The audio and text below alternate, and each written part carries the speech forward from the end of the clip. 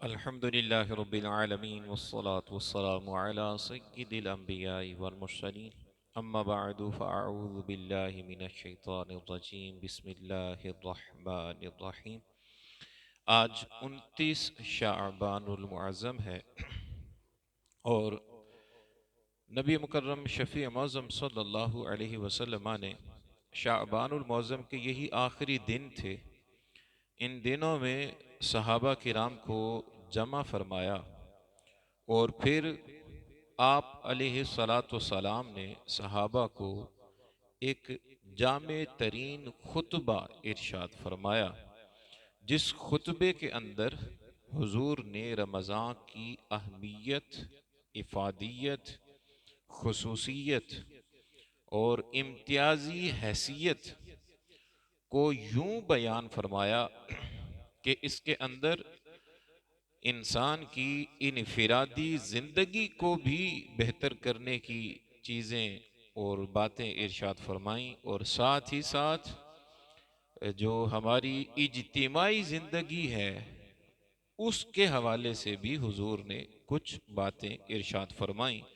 صحیح ابن خزیمہ کے اندر یہ حدیث طیبہ موجود ہے۔ حضرت سیدنا سلمان فارسی رضی اللہ تعالی عنہ روایت کرتے ہیں، فرماتے ہیں کہ شعبان کے آخری دن حضور ہمیں اکٹھا فرماتے ہیں اور پھر گفتگو کیا فرمائی۔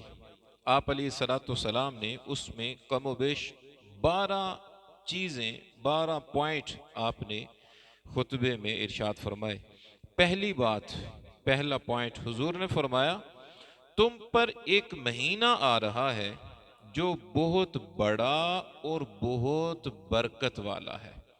مہینے تو بقیہ 11 بھی ہیں، دن ان کے بھی 29-30 اور دن رمضان کے بھی 29 یا 30 ہی ہوں گے، لیکن اللہ کے ہاں یہ مہینہ عام نہیں ہے، بڑا مہینہ ہے۔ اور کتنا بڑا ہے کہ اللہ نے اس ماہ مبارک میں برکت رکھی ہے۔ ہم دیکھتے ہیں سحری بھی برکت ہے، افطار برکت ہے، تراویح برکت، مختلف نیکیاں کیجئے یہ برکت ہے، بلکہ پورا رمضان اللہ کریم نے برکت والا بنا کر بھیجا ہے۔ دوسری بات حضور نے مزید ارشاد فرمائی، فرمایا اس میں ایک ایسی رات ہے جو 1000 مہینوں سے بڑھ کر ہے۔ فرمایا ایک رات ہے جو 1000 مہینوں سے بڑھ کر ہے۔ اور یہ رات ہمیں کیوں ملی؟ یہ لیلۃ القدر رات کی بات ہے، یہ رات کیوں ملی؟ صحابہ عرض کرنے لگے، حضور سابقہ امتوں کے لوگ ان کی عمریں بہت ہوتی تھیں، وہ بہت نیکیاں کر گئے تو وہ تو ہم سے آگے نکل گئے، تو اللہ تبارک و تعالیٰ نے ہمیں یہ رات عطا فرما دی۔ اور یہ رات کیسے ملی؟ حضور کے صدقے ملی۔ اب ہوگا کیا کہ ہماری عمریں تھوڑی سی ہوں گی، ہم اس جیسی راتیں جیسے لیلۃ القدر رات کو پا لیتے ہیں، ایک رات ہے اور 1000 مہینوں کی عبادت کا ثواب اس میں ہمیں مل جاتا ہے۔ تو یہ حضور کی نسبت کی برکت ہے کہ اللہ نے ہمیں یہ رات عطا فرمائی ہے۔ پھر نبی پاک صلی اللہ علیہ وسلم نے ارشاد فرمایا، اللہ رب العزت نے اس کے روزے تم پر فرض کیے ہیں اور اس کی راتوں کو قیام اللہ نے ثواب کا باعث بنا دیا ہے، رات کے قیام کو ثواب بنا دیا ہے۔ اب دیکھیے نا، یہاں پر فرض اور قیام، روزے اور قیام ان کو مقابلے میں رکھا گیا۔ روزے کے بارے میں فرمایا یہ فرض ہے اور راتوں کا قیام فرض نہیں، وہ سنت اور نفل کی طرف آ جائے گا۔ تو ہم ذرا غور کریں تو دیکھیے کہ رمضان میں دن بھی عبادت میں گزریں گے اور رمضان میں راتیں بھی عبادت میں گزریں گی۔ وہ بندہ مقدر والا، نصیب والا ہوگا جس کو ماہ رمضان مل گیا اور وہ اس رمضان میں اپنی بخشش و مغفرت کروانے میں کامیاب ہو جائے۔ پھر نبی پاک صلی اللہ علیہ وسلم نے ارشاد فرمایا، جو شخص کوئی نیکی کرے اور اس نیکی سے اللہ وحدہ لا شریک کا قرب حاصل کرنا چاہے، نیکی اس لیے کر رہا ہے کہ میرا رب مجھ سے راضی ہو جائے، حضور فرماتے ہیں اس نے رمضان میں نیکی کی ہے، یہ ایسے ہوگا جیسے غیر رمضان میں اس نے فرض ادا کیا ہے۔ اور وہ شخص کہ جو رمضان میں فرض ادا کرے گا، یہ ایسے ہوگا کہ جیسے رمضان کے علاوہ بقیہ مہینوں میں اس نے 70 فرض ادا کیے ہوں۔ یہ ایک مقام اور ایک مرتبہ ہے کہ ہم رمضان مبارک میں ایک بار، صرف ایک بار ہم کیا کرتے ہیں؟ ہم کہتے ہیں سبحان اللہ، ایک بار کہتے ہیں سبحان اللہ۔ اب یہ ایک نفلی عبادت ہے، یہ ہم نے جیسے ہی ذکر کیا تو اس کا ثواب ہمیں فرض کے برابر ملے گا۔ اور جب ہم 5 وقتہ نمازیں ادا کریں گے، زکوٰۃ فرض ہے، زکوٰۃ ادا کر دیں گے، تو ہم یہ فرائض ادا کرتے چلے جائیں گے۔ اللہ تبارک و تعالیٰ ہر فرض کے بدلے 70 فرضوں کا ثواب عطا کرتا چلا جائے گا۔ یہ اللہ کا کرم ہے، اس امت پر یہ کرم ہے۔ نبی مکرم شفیع معظم صلی اللہ علیہ وسلم کی حدیث طیبہ ہے، حضور فرماتے ہیں کہ اللہ رب العزت ارشاد فرماتے ہیں، اے ابن آدم، تو جو بھی ایک نیکی کرتا ہے، اس ایک نیکی کا ثواب میں تجھے 10 نیکیوں کے برابر عطا کروں گا، اور اگر میں چاہوں، میں راضی ہو جاؤں تو ایک نیکی کا ثواب 700 نیکیوں کے برابر عطا کر دوں گا، اور اگر میں چاہوں تو نیکی کرنا تیرا کام ہوگا، جتنا چاہوں گا ثواب عطا کرتا چلا جاؤں گا۔ تو یہ کتنی بڑی بات حضور نے ارشاد فرمائی، اور یہ ایک انفرادی زندگی کو اس میں ڈسکس کیا گیا کہ ہمیں سے ہر کوئی جب ماہ رمضان آئے تو زیادہ سے زیادہ عبادات کرنے کی کوشش کرے۔ ہم نفل پڑھیں گے، مختلف نفلی عبادات کریں گے، ہم تلاوت قرآن کریں گے، ذکر اللہ کریں گے، درود شریف پڑھیں گے، صدقہ و خیرات کریں گے، مختلف خیر خواہی بھلائی کے کام کریں گے۔ جتنے یہ کام کرتے چلے جائیں گے، ہمیں اس کا ثواب بڑھا کر فرضوں کے برابر عطا کیا جائے گا۔ اور ہم نے اگر کوشش کر کے، ہمت کر کے رمضان میں 5 وقتہ نمازیں شروع کر لی، رمضان میں 5 وقتہ نمازیں شروع کر لی، ہر نماز کے بدلے اللہ 70 نمازوں کا ثواب عطا کرتا چلا جائے گا۔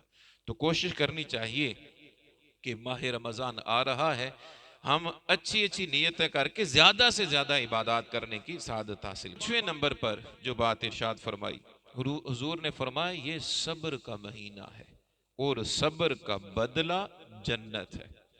یہ صبر کا مہینہ ہے اور صبر کا بدلہ جنت ہے۔ سادہ سی بات ہے، کھانا سامنے ہے، کھانا تیار ہے، ہم کھا بھی سکتے ہیں، لیکن ہم صبر کر جاتے ہیں، ہم صبر کر جاتے ہیں۔ پانی ہمارے سامنے ہوگا، ہم پانی پی سکتے ہیں، لیکن ہم پانی نہیں پیتے، صبر کر لیتے ہیں۔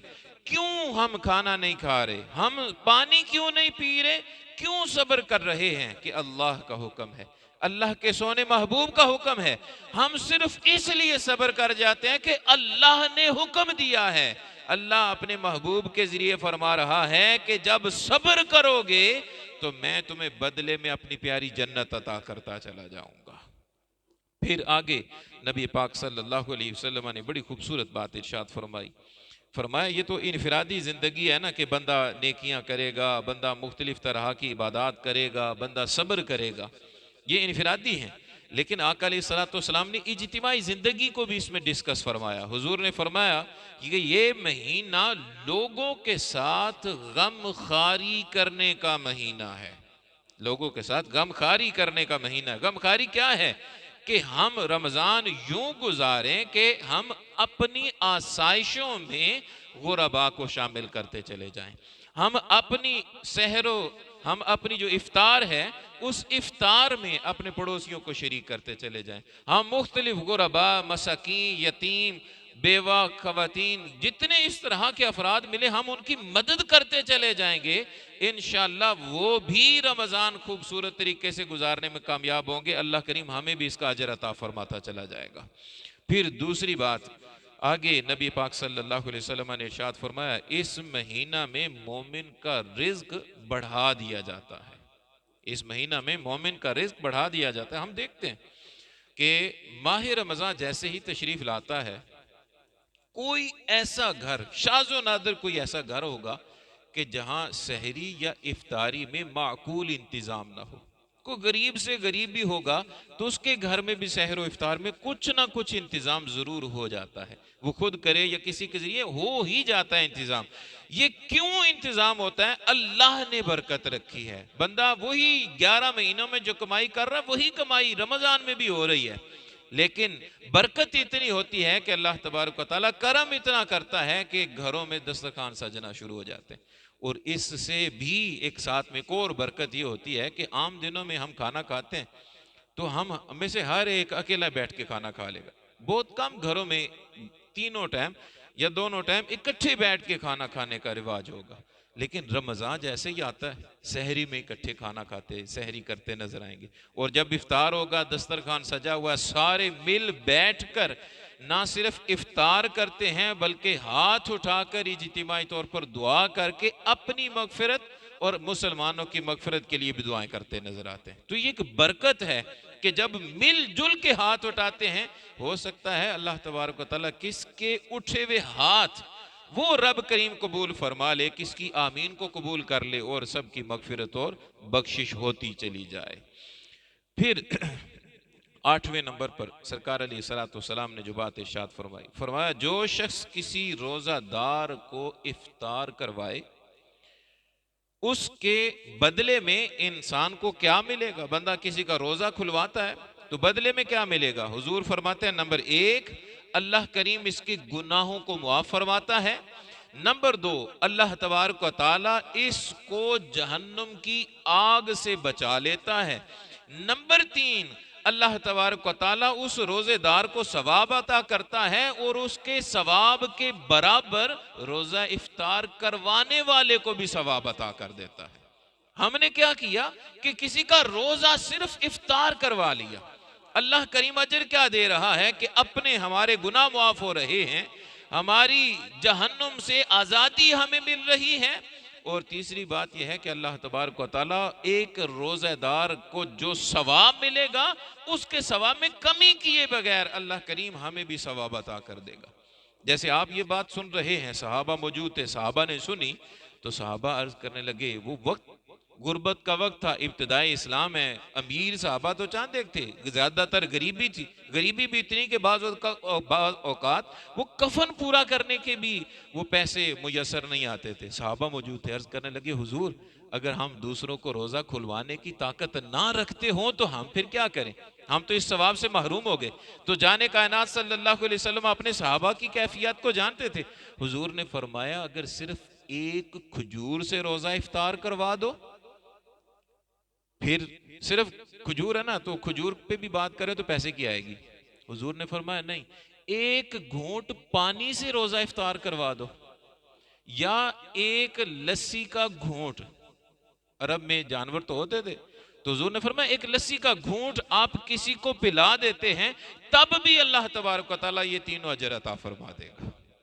ایک کھجور کسی کو روزہ افطاری کے لیے پیش کر دی، ایک گلاس پانی کا ہم نے اس کو پیش کر دیا، اللہ کریم اجر کیا دے رہا ہے کہ ہمارے گناہ معاف ہو رہے ہیں، جہنم سے آزادی مل رہی ہے، اور اس بندے کو روزہ رکھنے کا جتنا ثواب ملے گا اس کے ثواب میں کمی نہیں ہوگی، لیکن اتنا ہی ثواب اللہ مجھے بھی عطا فرما دے گا۔ الحمدللہ ہم مسلمان اور یہ جو ہم لوگ ہیں، ہم لوگ خوش قسمت ہیں کہ الحمدللہ ایسا نہیں ہے کہ کسی سارے ہم جو ہیں وہ گھروں پہ افطار کا انتظام نہیں ہوتا، سارے کھا کے سوتے ہیں، لیکن ہمارے ہاں کیا ہوتا ہے وقت افطار جناب بچے پلیٹ اٹھائی ہوئی ادھر جا رہے ہیں، کوئی ادھر جا رہا ہے، کوئی مسجد میں بھیج دیتا ہے، کوئی کہاں بھیج دیتا ہے۔ کیا ہے کہ ہم خود کھول رہے ہیں روزہ، لیکن چلیں میرے گھر سے دوسرے گھر میں چیز چلی جائے گی تو انہوں نے اپنے ہاں کچھ اہتمام کیا ہوا، میری بھی وہ چیز وہاں شامل ہو جائے گی، اس سے روزہ کھولیں گے اللہ تبارک و تعالیٰ مجھے بھی ثواب عطا کر دے گا۔ تو یہ بڑا خوبصورت عمل ہمارے معاشرے میں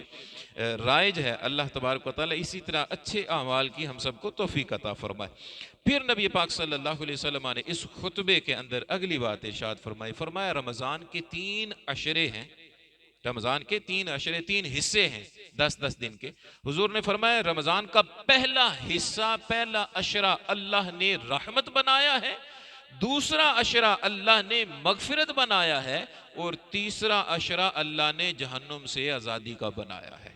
گویا رحمت کیا ہے؟ رحمت کیا ہے آپ خود دیکھیے کہ آج دیکھیے گا جمعے میں نمازی کتنے ہیں، آپ آ کے نماز پڑھیں، نماز پڑھ کے اب دیکھیں کہ فرض نماز میں تعداد کتنی ہے. رحمت اتنی ہوتی ہے کہ جیسی رمضان آتا ہے تعداد بڑھ جاتی ہے. ہم قرآن نہیں کھول پا رہے، قرآن کھولنے والے بن جاتے ہیں. ہم ذکر و اذکار نہیں کر پا رہے، ذکر و اذکار کرنے کی کوشش شروع کر دیتے ہیں. اب رحمت ہوتی ہے، ہم آگے بڑھتے ہیں، کچھ کرتے ہیں. جب یہ نیکیاں کرتے ہیں تو اللہ تبارک و تعالیٰ فرماتا ہے پہلے 10 دن نیکیاں کرو، پھر اگلے 10 دن میں تمہاری مغفرت کر دوں گا. اب مغفرت کے بعد اگلا سٹیپ کیا ہوگا؟ ہم نے جہنم سے پناہ مانگی ہے، جہنم سے پناہ مانگتے ہیں، اللہ تبارک و تعالیٰ جہنم سے آزادی عطا فرما دیتا ہے. پھر آگے نبی پاک صلی اللہ علیہ وسلم نے بڑی خوبصورت سی بات ارشاد فرمائی. فرمایا رمضان آئے تو اگر آپ کے ہاں کوئی ملازم وہ ملازمت کر رہا ہے تو حضور فرماتے ہیں اس سے اس کے بوجھ کو ہلکا کر دو، اس کے بوجھ کو ہلکا کر دو. اللہ تبارک و تعالیٰ کی طرف سے مغفرت اور جہنم سے آزادی مل جائے گی. یہ سبب بن جائے گا. ہم نے ملازم رکھے ہوئے ہیں، رمضان آئے تو ہم تھوڑا اس میں تخفیف کر دیں، کمی کر دیں. میں نے مستری لگائے ہوئے ہیں، ہمارا محلہ اس طرح کا ہے کہ یہاں جدھر دیکھیں کوئی نہ کوئی کنسٹرکشن چل رہی ہے، مزدور لگائے ہوئے ہیں، کوئی کام کاج کو کر رہے ہیں. تو ہم جہاں روٹین میں جتنی ڈیوٹی لے رہے ہیں اسے کم کر لیں، اسے کچھ کم کر لیں، اور اس میں بھی تھوڑی آسانی دینے کی کوشش کریں. 1 مہینے کی تھوڑی ہم ان کو ریلیف دیتے ہیں، تھوڑی کمی کرتے ہیں. ہو سکتا ہے ہمارا کام تھوڑا سلو ہو جائے، جتنا ایسٹیمیٹ ہے کہ ہم یہاں تک کام کر لیں گے اتنا نہ ہو پائے، لیکن یہ یہاں کی آسانی ہے، ہماری وہاں کے لیے آسانی ہو جائے گی. تو کوشش کرنی چاہیے یہ بھی سعادت حاصل کی جائے. پھر آگے نبی پاک صلی اللہ علیہ وسلم نے ارشاد فرمایا کہ 4 چیزیں ہیں، ان کی کثرت کرو. رمضان آ رہا ہے، حضور فرماتے ہیں 4 چیزوں کی کثرت کرو. ان میں سے 2 چیزیں ایسی ہیں، ان میں سے 2 چیزیں ایسی ہیں کہ وہ تم کرو گے تمہارا رب تم سے راضی ہو جائے گا، اور 2 چیزیں ایسی ہیں کہ ان کے بغیر تمہارا چارہ کار نہیں ہے، گزارا نہیں ہے. صحابہ عرض کرنے لگے چاروں چیزیں کون سی ہیں؟ حضور فرماتے ہیں وہ 2 چیزیں کہ جن کے ذریعے اللہ کو تم راضی کر سکتے ہو. وہ 2 چیزیں کون سی ہیں؟ نمبر 1، تم کلمہ طیبہ پڑھو، لا الہ الا اللہ محمد الرسول اللہ، سادہ کلمہ ہے. تو حضور فرماتے ہیں اس کلمے کی رمضان میں کثرت کر لو، اللہ تبارک و تعالیٰ راضی ہو جائے گا. دوسرے پر ارشاد فرمائے استغفار کی کثرت کرو، استغفار کی کثرت کرو. یہ جتنی کثرت کرو گے اللہ تبارک و تعالیٰ کی رضامندی کا یہ سبب بنتا چلا جائے گا. استغفار کیا ہے؟ مختلف، آپ اردو میں یا پنجابی میں، عربی میں، جس طرح بھی جن لفظوں میں، بس اپنے رب کے حضور معافی مانگنی ہے. استغفر اللہ، اتنا لفظ ہے، استغفر اللہ، استغفر اللہ. اس کی آپ تکرار کرنا شروع کر دیں، اس کو ریپیٹ کرتے جائیں. یہ بھی استغفار ہے. استغفر اللہ یہ نہیں لفظ، یہ غلط لفظ ہوگا. استغفر اللہ. کچھ بندے کہتے ہیں استغفار استغفار استغفار. استغفار کوئی ورڈ لفظ ہے ہی کوئی نہیں، یہ عربی کا لفظ ہے، اور عربی میں سیدھا لفظ ہے استغفار. استغفار ہم وہ اس کو توڑ مڑوڑ کے ہم نے استغفار استغفار استغفار ہم یوں بات کرتے. تو یہ لفظ سیدھا نہیں، گویا معافی مانگی وہ بھی سیدھے لفظ سے نہیں مانگی، وہ بھی سیدھے لفظ سے نہیں مانگی. تو کوشش کرنی چاہیے. حضور نے فرمایا یہ 2 چیزیں ہیں، تم کلمہ طیبہ کی کثرت کرو، استغفار کی کثرت کرو، اللہ تبارک و تعالیٰ تم سے راضی ہوگا. پھر 2 چیزیں ارشاد فرمائیں کہ ان کے بغیر تمہارا گزارا نہیں، اور وہ کیا؟ نمبر 1، اللہ سے جنت مانگتے رہو. نمبر 2، اللہ سے جہنم کی پناہ مانگتے رہو. اللہ سے جنت کا سوال کرتے رہو اور یہ سوال کرتے رہو کہ یا اللہ ہمیں جہنم سے بچا لے. تو حضور فرماتے ہیں ان 4 کی کثرت کرو، اللہ تبارک و تعالیٰ تمہاری مرادیں پوری فرماتا چلا جائے گا. پھر نبی مکرم شفیع معظم صلی اللہ علیہ وسلم نے آخر پر ارشاد فرمایا جو شخص کسی روزہ دار کو پانی پلائے، ہم کسی روزہ دار کو پانی پلا دیتے ہیں، وہ روزہ افطاری کرتا ہے اس پانی سے، وہ پانی ہے، شربت ہے، جس سے بھی ہو. حضور فرماتے ہیں اللہ تبارک و تعالیٰ حوض کوثر سے اس شخص کو پانی پلوائے گا، سیراب کروائے گا.